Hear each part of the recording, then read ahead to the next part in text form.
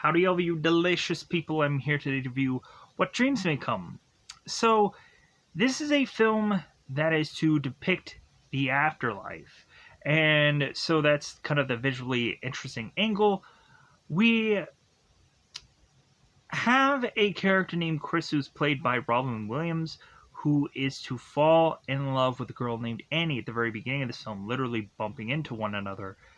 And so the two of them end up going on to getting married, end up having children together, and so that leads these characters to eventually lose these kids via a car accident.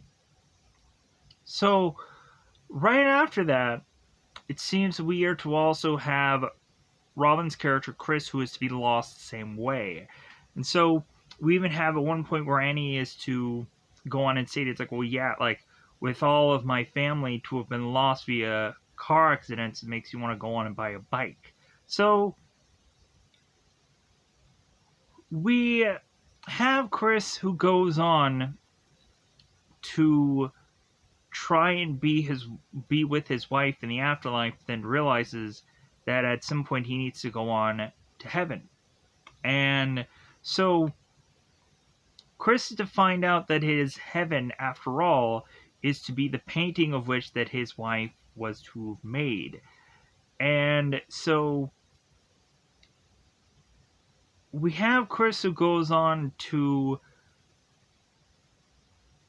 be in his heaven, but then is to go on and realize that he wants to see his kids, and then also we then come to find out that Annie is to be in the afterlife also, but not quite in the same kind of plane of existence as Chris, because of course Annie is to have died and made her way to hell.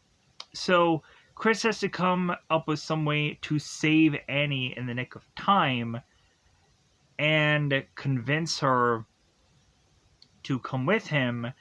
And so we have at some point where our characters can possibly figure out whether they want to keep existing in this afterlife or reincarnate themselves and make different decisions, and so on and so forth. So, with that said, yeah, I do enjoy this movie. It is a very visually interesting film, but it's very basic and it's a very flat film also. It's also just it's mostly sad than it is anything else. There is some kind of joking moments, but again, it's to be a very kind of sad toned film. So, with that said, I would go on and give this movie a grading of okay. Because it just wins me over on visuals, but it's just, it really doesn't have much for me to want to watch again. So, with that said, quickly going on and or quickly going on and explaining this film and giving my grading, yeah, like there's not much else rather than to do but to go into spoilers. Where can you go on and see this film? Because it's currently on a number of apps that you can just rent this on. I will recommend an app called Zelifonic, Zelivonic, Zelifonic. You can watch this movie as well as a number of others for absolutely free. So go into a Google Play Store, find this app, download it, and be able to see this as well as a number of other movies and shows for absolutely free. So, with that said, I think it's about that time to go on into fully spoiling this movie and double fiving this bad boy up, because I think it's just about that time to go into spoiler time. It's about that time I'm going to spoil this movie. So, like I said in the very beginning of this film, we have Chris, who is to be on this sailboat, and he is to have his boat getting crashed into by another boat. Come to find out, we have this woman who is to, I guess, start to figure out how to use a sail, and that is to be Annie. So Annie goes on to tell Chris, "Oh, scoozy," and so we come to find out that Chris is like, "Well, hey, like I don't understand the words you're saying." And Annie's like, "Oh my God, you speak English?" And he's like, "Well, yeah, like so do you, evidently." So we come to find that Chris is to kind of be done with his sailing for the day, and so he just kind of takes this picnic, and is to at some point have Annie join him. And so Annie goes on to state, it's like, well, hey, like, uh, can I set up a picnic or a blanket next to you? And we of course have Chris is like, well, hey, like, here's the problem. Like, 2 years ago, like, I reserved this spot right here. And so yeah, so like I don't know if I can allow you to just kind of just come on in. And so Annie just starts to laugh, and so they end up together enjoying sandwiches and meals and so on and so forth. And so time has passed. We had had these two fall in love with one another. They end up getting married, as we have Chris, who is bringing Annie down the aisle. They're getting married. So we then go on and have them have kids. And so, of course, we really probably can't show much of that in the film. So we go on to have just kind of a normal day where we have Chris and Annie and the kids that are just kind of getting ready for their morning. And so we have at one point where we have Chris who's just kind of saying goodbye to his kids as he's to go to work, and then Annie is to also be this artist, and so she's going to this gallery, and normally I guess she would be the one to drive her kids to school, but that one day would just be different. So we would come to find out that when Chris is to say goodbye to his kids, that would be the last time that he would talk to them, because they would go into a car accident driven by their nanny, and they would die, sadly enough. So we would go on to have their funeral, and we would then have both Annie and Chris having some time pass, as we would go on to find out in the film that when Annie was, and we'll find out this like way later in the film, but after Annie had lost her kids, she had basically also just lost her mind. She had gone and needed to go to a mental hospital just to kind of try and get herself back together. And so in the later part of the film, we would have Chris, who is to come to this D-Day, this decision day. And he, of course, goes on to tell Annie, it's like, well, hey, like you need to figure out like whether or not you're ever going to come back to me, or otherwise, like, I think it's time to like call it quits between us. I think it's time for us to divorce and so on and so forth. And Annie goes on of like, no, and then they reconcile. So we go on, and so we have at one point where Chris is to be a doctor, and he is to have a patient named Stacy Jacobs, was to have a mom called Mrs. Jacobs. So Chris is to go on and do a diagnosis of Stacy, and come to find out Stacy is to have migraine problems, as Chris goes on and tells her to kind of like put her hand over her head and just kind of take these breaths and so on and so forth. And it seems that after she's to go on and do that, it seems that she's to go on and be fine. And so we of course have Chris, who makes the assumption that Stacy is dealing with migraines. And so we have Chris that being who Chris is to go on and make these kind of jokes with Stacy and so on and so forth. And so we have Chris that ends up getting a call from Annie, and it seems that at her gala she's having a D-Day of herself. So let me pause her for 1 second. Okay, so Chris gets a call from Annie, and come to find out she's to have her D-Day at this gallery. And so Chris goes on and then is to realize, like, hey, like, well, like if you go on and you pick these certain paintings, like I think that'll be way better off. And Annie's to go on and state to Chris, is like, well, there's certain paintings that are going to be a lot more difficult to pick than others. And Chris is to state, it's like, well, hey, I can go on and help you out by picking those paintings up myself, and I'll send them over.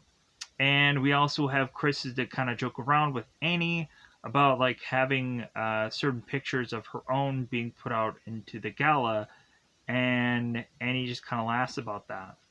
So we go on to have Chris, who is to supposedly gather these paintings. And so Chris then goes on and is to find that there is a car accident that is to have happened in this tunnel. Chris runs out in his doctor gear and whichever to find this person to ask if they are okay. And as soon as he is to go on and try to help this person, he all of a sudden sees a car flying out of nowhere and going on to kill Chris in the process. So Chris then comes to find himself in a hospital, and he is really just kind of hanging on at this point. And so we have Chris, who is to go on and talk to a guy that he will be calling at first Doc, and we will find out that that is Cuba Gooding Jr.'s character, that is actually Albert. So we have Chris, who goes on to then pass away, and so the following thing that he sees is basically his own funeral, that he is to go on and see all his family mourning his loss. So Chris is to go on and see Albert's character, but it of course is to be a person that is very blurry, because Chris, it seems, is not accepting of his death so easily, so Albert is to come off very blurry to him in the beginning part of this movie. So when Chris is to go on and be with Annie, convincing her that he's still there by forcing her to even write that himself, or write that herself, and when Annie's to go on and be at Chris's grave, we finally have Chris, who's to go on to realize that he needs to leave Annie alone, that he needs to move on. So we have Chris, who was kind of in this limbo, but then at some point he realizes that he needs to go to the light, he knows he needs to go through the tunnel, and he needs to go to heaven. Bizarrely enough, when Chris makes it to heaven, he then is to find a dog who's a Dalmatian, that of course be Katie. So we have a whole scene where Mary is talking to Anne, and it seems that it's about time for this dog to be put down, Katie. because of course it's a dog that's very old. So we understand, like, okay, so this dog is actually to be Chris's dog, and it's a surprise of sorts that Chris is to make the assumption that maybe he is in the wrong heaven, maybe he's in doggy heaven, but it comes to find out that instead of the dog or Chris being in the wrong place, it seems that maybe the dog might just be in Chris's heaven, because we find that Chris is to be in his wife's painting, which is to basically be his depiction of what would heaven be. So very, very odd, very weird. But so we go on to have Chris, who is to explore this heaven, and we have him at one point kind of falling into this one uh, part, and so we all of a sudden have Albert, who is to kind of have to reintroduce himself to Chris here, because come to find out, when Chris is to mainly know Albert, he knows him as a much older man, but Albert is to be much younger, because I guess that's how Albert is to depict himself when he, of course, is to be in heaven. So we have Chris, who goes on to rescue Albert, as he is to have fallen into this kind of quicksand like painting hole. And so we come to find them like explore their way through Chris's heaven, as Albert goes on and states, like, well, yeah, like normally whenever anyone would have this kind of afterlife like thing, we would have certain people like kind of paint their own kind of canvases, and we would of course have Albert that states, like, well, yeah, like Chris, you're vastly different, because you actually literally like are using paint to like have your world become what it is. So we have Albert that is to like continue to explore with Chris, as we come to find out when Chris sees Albert just kind of walking on water, and when Chris falls into the water, he then is to assume that he's going to drown, and Albert's like, "You're already dead. You can't drown. You can't. You can't drown yourself." So Chris then goes on to then realize, with Albert's help, that he can just kind of go on and like walk on water too, or really realize that like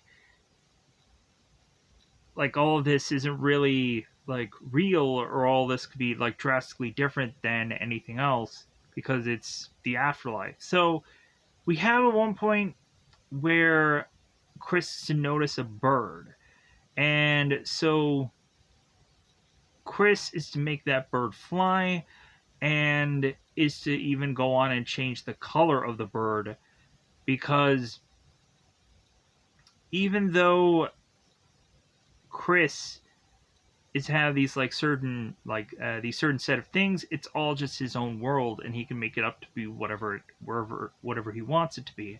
So we have Chris, who goes on to make this bird fly, and then at one point we have the bird that craps on Chris's face. Come to find out, Albert is to kind of control parts and bits and pieces of this world also, and so that is the kind of the funny thing. So we have Chris and Albert, who come to find out that there is a purple tree planted within this afterlife, as they are to go on and have Chris and Albert find like his home that Anne and Chris had, or Anne had painted in this painting, and so we have at certain points where Chris is to try and control a cup, but it's not just coming out the way that he wants it to because the cup is very flimsy. So we have Albert that realizes there isn't a window in this home, so he kind of carves this little thing and makes a window to then have them see this tree. So this tree, of course, is very sticking out like tree. It's a very purple tree. So we come to find out the reason why Chris can go on and see this tree that Annie just painted on her painting is because they're both soulmates. That the connection is so strong that Annie could make something up for Chris to see in his afterlife, and because it's all because they're so connected. So Anne is to hope that Chris can go on and see this tree, but then she gives up on it. She kind of puts like some kind of liquid or paint thinner to put onto this tree, and so the leaves upon the tree die. So we have Chris who wants to go on and finally be able to see his kids because he realizes that his kids are dead. So we have Albert that is to leave because he needs to go on and kind of have his own mission because certain characters upon heaven are busy. So while Chris is to be on his own, he is to meet with a woman named Leona. So we come to find that Leona is to take Chris on to her universe and how she depicts her own heaven. And so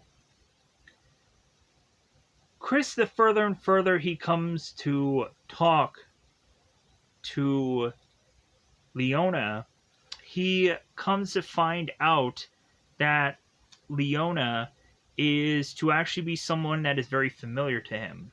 As we all of a sudden have Chris, who's to have this flashback. So Chris is to go on and have this flashback about his daughter Marie, and she's to be sick one day. And so she ends up being sick one day, and he's to talk about them playing chess, or he decides like, well, hey, how about we play chess together? So Marie goes on to have this kind of little arch like thing, and she is to see all these little figures, and she adjusts one of them, and he's like, well, hey, like that's not one of your pieces of art, and but you're going on and you're adjusting it. So we we of course have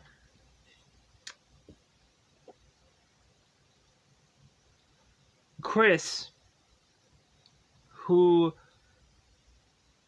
is to when seeing this memory of his, he then goes on to realize this story that Leon is to tell him, and so Leona is to tell him this story about this airplane that Leona and her father had gone on, and so they had talked about this stewardess, and stewardess is to have had a name tag like this and is to have a face and body like this, and so Marie goes on to state to Chris that at some point, because of how her father had talked about this stewardess, that one day uh, this girl would want to eventually become the stewardess herself. And so Chris is to go on and realize that that story is to be very familiar, as he, of course, is to realize that this is to actually be Marie instead of Leona. So I was to go on and find that to be very interesting. So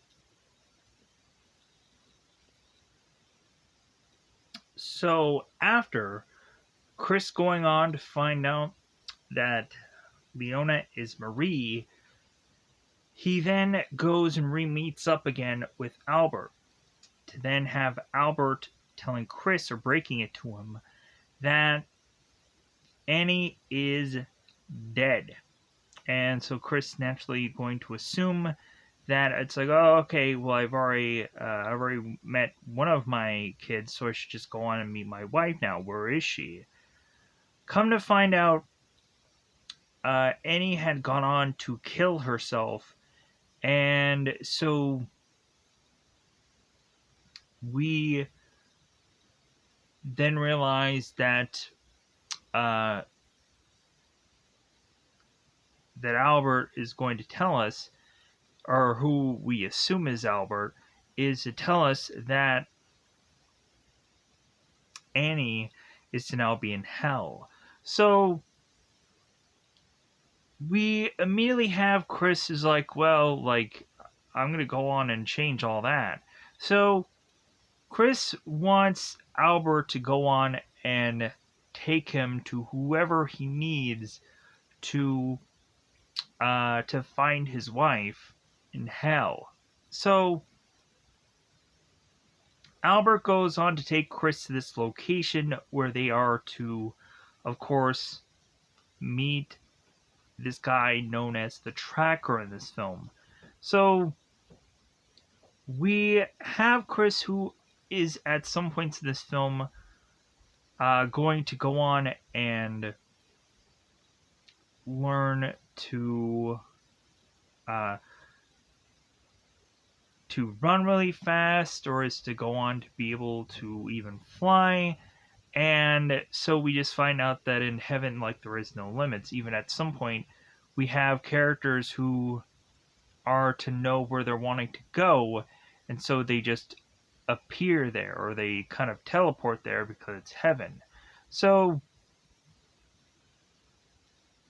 Chris goes on to meet with this Tracker character, and so we come to find out that this Tracker character is to actually be a psychiatrist of sorts. So we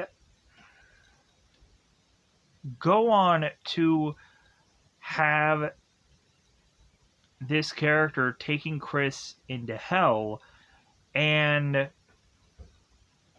the more and more we start to have Chris, who is to try and find not exactly his wife, but his son Ian instead. So we come to find that Ian is to actually be in Albert's body, as we find that Albert is now in the Tracker's body. Weird, bizarrish term of things that happen here. So we have Chris being reminded of this time that Chris and Ian were together under this tree, and so Chris is just struggling with school. And so Chris goes on and tells Ian, it's like, well, hey, like, if there was anybody that would go on and I would go into hell with, it would be you. And like, that just seems like a kind of a bizarre like thing to kind of tell your kid, because like how you get like these certain times where you'd have like certain movies where you'd have like certain family members that are stated, it's like, well, hey, it's like, it's you and me against the world, and like, all these kind of things were really, I would just be like, okay, like that seems very like a thing that I don't feel that a real rational person would go on and state. But I guess it's just a convenient thing for this story. But there might be some people that might go on and like say stuff like that to their families or whatever. But still, to me, I don't know. Like there's just certain terms or phrases that just seem bizarre. But so, but it just cleverly fits in this story. So we have Chris who's to go on and tell Ian that he's just kind of blowing it at school, and then maybe Chris should take Ian out of that school and have him go somewhere else where he can learn better. And Chris is to go on and ask Ian, well, are you really truly happy in this school? And everything like that. And so Ian ends up going on and stating, like, well, like, yeah, like, I'm not going to learn as easily as, like, you probably did, but I'm still willing to try, like I'm still willing to do this. And we of course have Chris like, well, but yeah, but you're blowing it. So we have Chris that goes on to realize that he sees his son in Albert, and so as Albert is desperately looking uh for his mother, who of course is Annie, in hell, we have, of course, Chris who's telling Albert, it's like, well, hey, like, she's not in there, Ian. So realizing that he knows that this is Ian. So we go on to then have Albert, we have Chris, and so the two of them are supposed to go into hell together. The two of them are going to try and convince Annie to come back with them, but it seems that the tracker and Chris just go alone. So we have Chris and both the tracker that make their way to this like sea of faces, bizarrely. They go to this like level of hell, and we all of a sudden have this whole ground that just has just a ton of faces that are just kind of all like stuck there. And so we start to have Chris who's trying to walk like through this area and realizes that he just sees like all these faces and he's trying not to step on anybody. And we even have at one point where Chris is to possibly think that he recognizes one of the people there, but then he realizes, oh no, that's not my dad, that's not my pop. So Chris is to at one point kind of fall through these sea of faces, and he is to realize that he is to fall and not like get hurt because he's already dead. Like we have so many times here where we are to show that this character is to just kind of be a person that can fall to their death and it won't matter because it's heaven, it's the afterlife, they are already dead. So we have the tracker that goes on to tell Chris that he will only have a certain number of minutes with Annie before Chris is to eventually fall into like forgetting why he's even there, and to go on and end up just kind of being connected in the same kind of place that Annie is also in. So we go on to have the tracker tell Chris, it's like, well, yeah, like you have like 3 minutes to convince her to get her out of there, or you're not going to.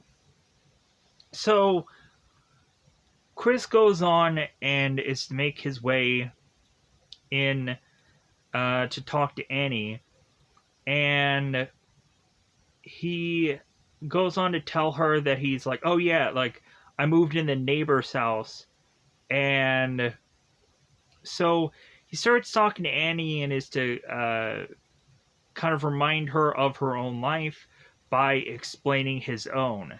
So Chris goes on to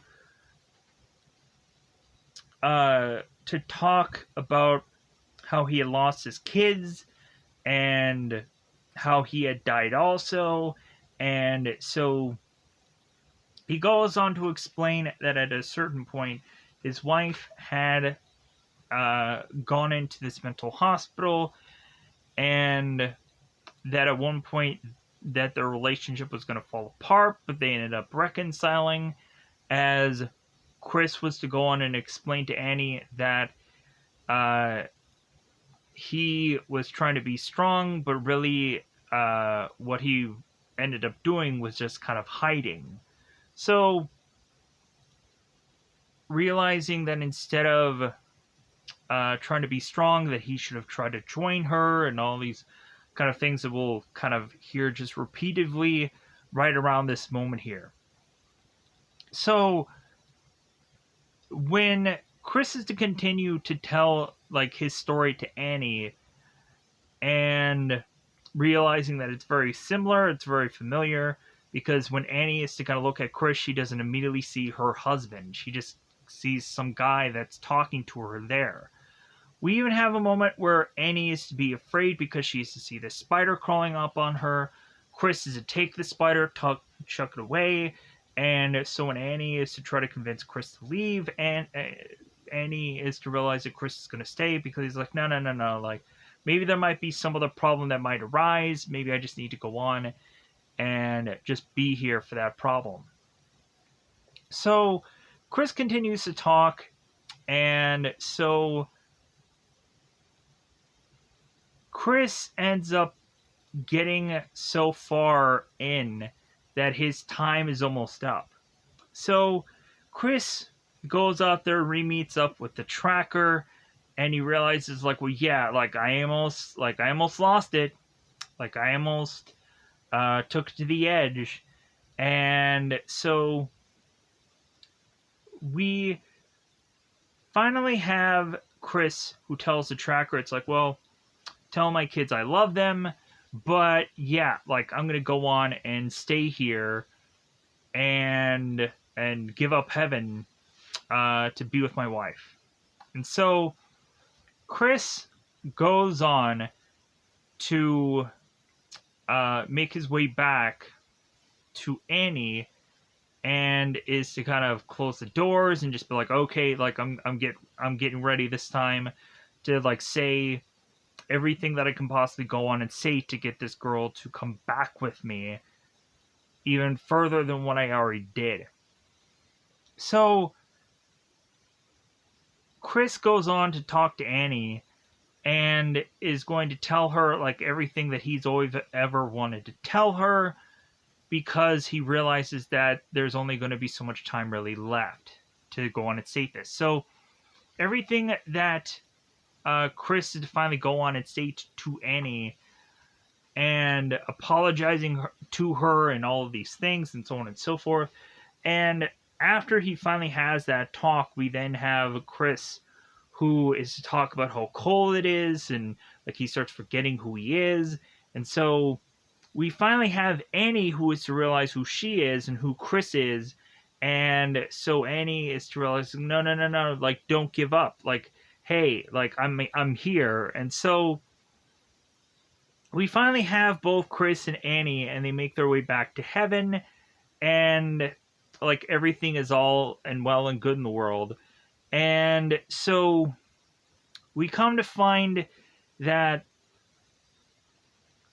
by the end of this, we have Chris who asks Annie, it's like, well, hey, like, why are we here all of a sudden? Why are we in heaven all of a sudden? And Annie's like, well, like all you have to do is just kind of like think in this world, and it just kind of appears. So we have Chris and we have Annie who reunites with their kids, and Albert or the tracker is there, who's Albert. So we now have Chris and Annie who are like, okay, like it's time to come up with this decision, and as well as also like Annie being like surprised by Katie, their dog that is alive in heaven. But that's not the surprise. The surprise is to actually see their kids. But so their decision is to like, well, hey, like, are we going to go on and continue to be in heaven, or are we going to go on and kind of reincarnate ourselves and refine ourselves again and make different decisions this time around? And so we have Annie that's like, well, how are we going to be able to find one another again? And Chris goes on and tells Annie, it's like, well, hey, like I found you in hell. Like I think New Jersey shouldn't be a problem. So we come to find that Chris and Annie are to decide to uh, become themselves again, to be reincarnated. And so that leads these two characters to now be younger selves, and they all of a sudden bump into one another at an even earlier age, and they're sharing sandwiches together, and that's just kind of how the movie plays out. So, with that said, I'm going to go on and just get out of here. Goodbye, everybody. Bye, everybody.